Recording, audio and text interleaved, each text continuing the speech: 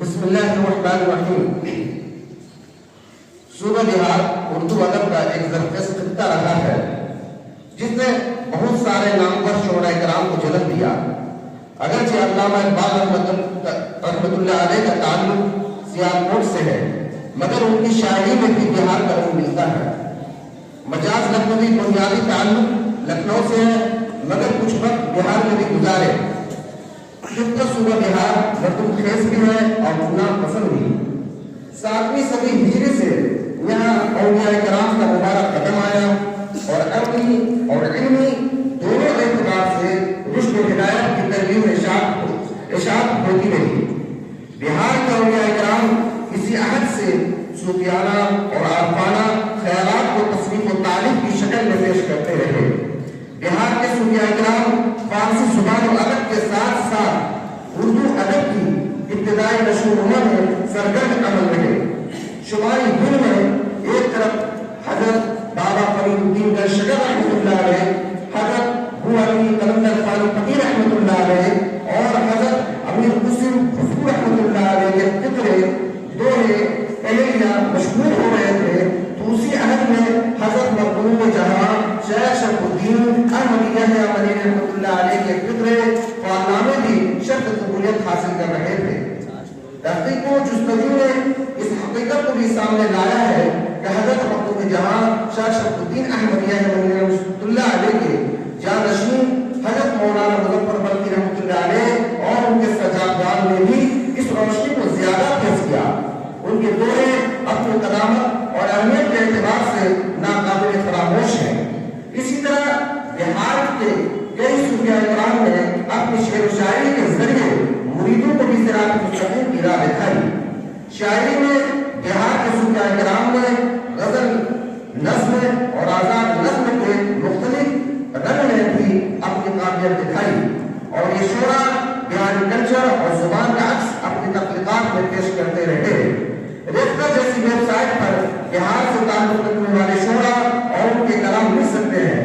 تاریخ اردو ادب میں بہار کے صوفیاء کرام کی نمایاں خدمات ہیں جنہوں نے اردو ادب کو عروج سنیت تک پہنچایا، جن میں ایک نام سلسلہ ابوالعالیہ کے بزرگ شاہ مردانہ پوری رحمۃ اللہ علیہ کا نام نمایاں ہے۔ شاہ مردانہ پوری رحمۃ اللہ علیہ بر صغیر میں غیر معمولی شہرت کے حامل ہیں۔ آپ سلسلہ ابوالعالیہ کے باکمال سجادہ نشین گزرے۔ آپ نے سفر حج میں عربی کے حالات کا بھی بھرپور جائزہ لیا اور واپس آنے کے بعد تاریخ عرب کے نام سے ایک مستقل کتاب لکھی جو اپنی نوعیت کے اعتبار سے منفرد ہے۔ صوفیاء بہار جنہوں نے اردو ادب کے ارتقاء میں اہم کردار ادا کیا، ان میں ایک اور نام حضرت سید شاہ احسان اللہ چاند چشتی نظامی رحمۃ اللہ علیہ کا بھی ہے، جن کی خدمات اہم مقامات رکھتی ہے۔ حضرت موصوف حضرت سید فرید الدین طویل بخش چشتی نظامی چاند پوری رحمۃ اللہ علیہ کے جانشین ہیں، جنہوں نے فارسی اور اردو میں نمایاں خدمات انجام دی ہیں۔ پاکستان ایجوکیشن کانفرنس ناظم آباد کراچی سے شائع کتاب صوفیاء جان اور اردو کے مطابق حضرت موصوف فارسی اور اردو زبان میں شاعری کرتے تھے، جن کے فارسی کلام تو مل جاتے ہیں لیکن اردو کلام دستیاب نہیں ہے۔ بہار کے صوفیاء کرام کے جو لسانی خدمات رہی ہے اسے ہرگز انکار نہیں کیا جا سکتا۔ ہندوستان کے صوفیاء کرام کے ساتھ ساتھ بہار کے صوفیاء کرام نے اردو ادب کی جو خدمات کی ہیں، ان لوگوں کی جد و جہد کی وجہ سے اردو کو ہندوستان میں بحیثیت زبان اس ملک کے کونے کونے تک پھیلایا اور عوام کو اس زبان سے اتنا قریب کر دیا کہ ایک بولی سے زبان کی صورت اختیار کر بھی چلی گئی۔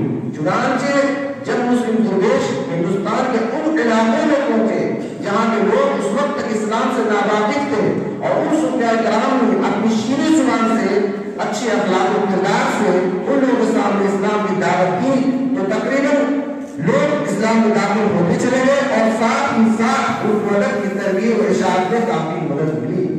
باقی گواہی کی جائے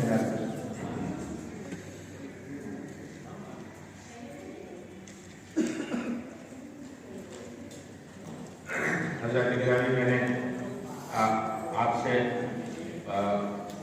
ذکر کیا تھا، اس کے اندر گزارش کی تھی اور یہ اطلاع بھی دی تھی کہ جو بھی مقالہ پڑھا جائے گا وہ इंशाअल्लाह छपी हुई शक्ल में